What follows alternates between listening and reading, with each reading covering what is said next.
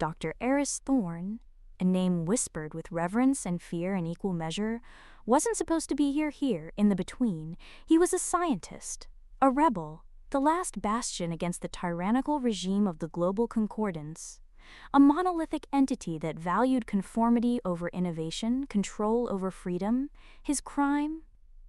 Unlocking the secrets of temporal mechanics, a discovery they deemed too dangerous, too disruptive. His last memory was the blinding flash of the Concordance's weapon, a device designed to erase him, not kill him. Around him stretched a landscape unlike anything he could have conceived, even in his wildest scientific theories. The sky was a swirling vortex of colors he couldn't name, bleeding into a horizon that shifted and shimmered like heat haze. The ground beneath his feet was not earth, but a substance that felt like solidified mist, cold and unsettling. Twisted, skeletal trees clawed at the sky, their branches adorned with glowing, ethereal orbs that pulsed with a faint, rhythmic light. He was alone. Utterly, terrifyingly alone. He was a man of logic, of empirical evidence. This defied logic. This was madness.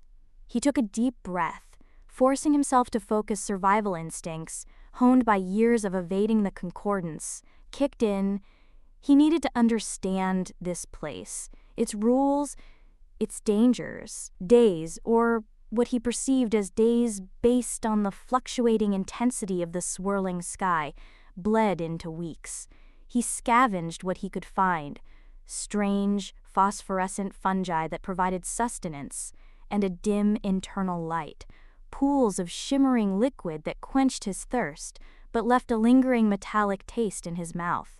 They were drawn to his fear, his despair. He had to remain stoic.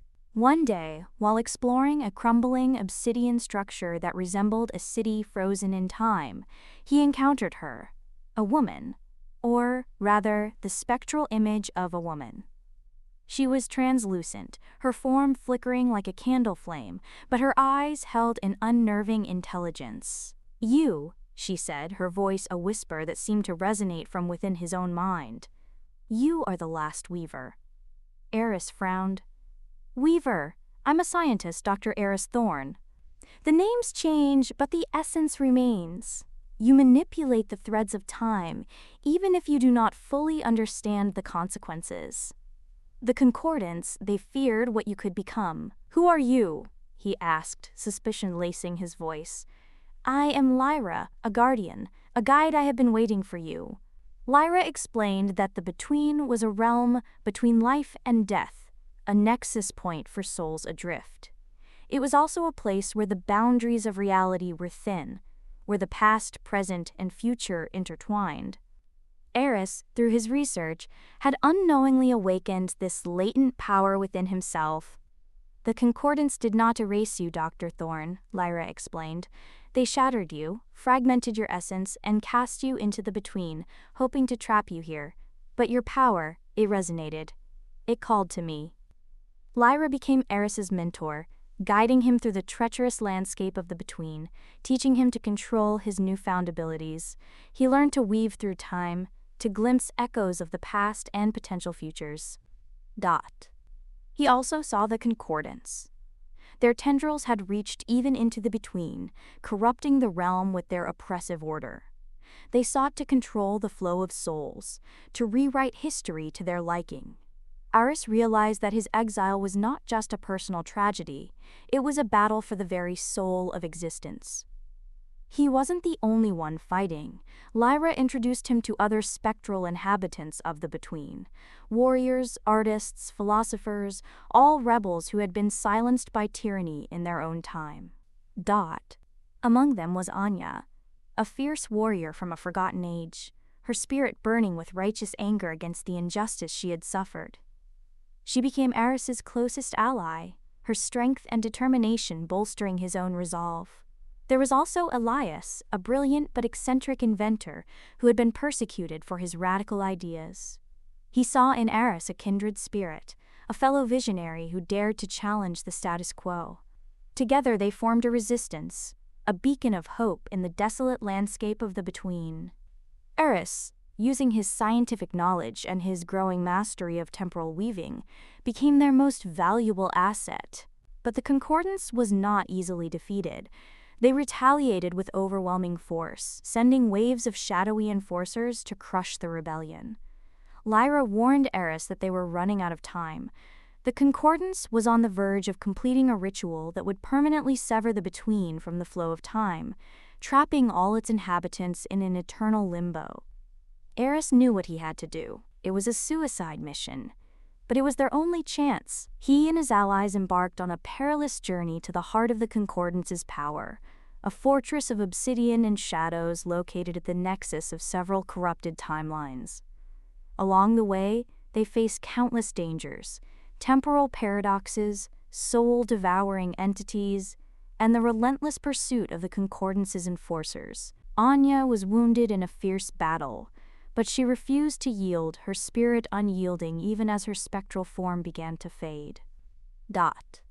Eris reached the heart of the fortress, where the Concordance was performing the ritual. He saw them, figures cloaked in darkness, chanting in a language that resonated with pure malice. At the center of the chamber was a device that pulsed with a dark, malevolent energy, drawing power from the surrounding timelines. He knew he couldn't defeat them with brute force. He had to use his intellect, his understanding of temporal mechanics, to disrupt their ritual from within. He focused his mind, drawing on the power he had learned from Lyra, and began to weave through the timelines, creating subtle distortions, paradoxes that threatened to unravel the fabric of reality. Their chanting faltered, their movements became erratic. They turned their attention to Eris, their eyes burning with hatred. "You cannot stop us, Weaver," their leader hissed. "Your resistance is futile." "Maybe," Eris replied, his voice resonating with newfound confidence. "But I can make it complicated." He unleashed the full extent of his temporal powers, creating a cascade of paradoxes that ripped through the chamber. The device at the center of the room began to overload, its dark energy spiraling out of control. Eris, caught in the epicenter of the temporal storm, felt his own essence begin to unravel. He knew he was fading, his connection to the Between weakening, but he had done it. He had disrupted the ritual, saved the Between, and struck a blow against the Concordance. As his vision faded, he saw Lyra standing before him, her spectral form glowing with a warm, comforting light. "You have done well, Weaver," she said, her voice filled with pride. "You have earned your rest." "Rest?"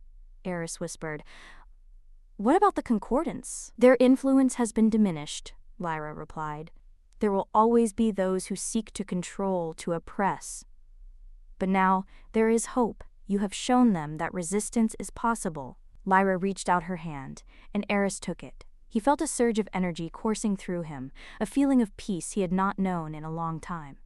He closed his eyes, and as he drifted into the unknown, he heard Anya's voice, strong and clear, echoing in his mind. "We will remember you, Eris Thorn. We will carry on your fight." Eris woke up. He was lying on a cold metal table. He was alive, but something was different. He felt changed.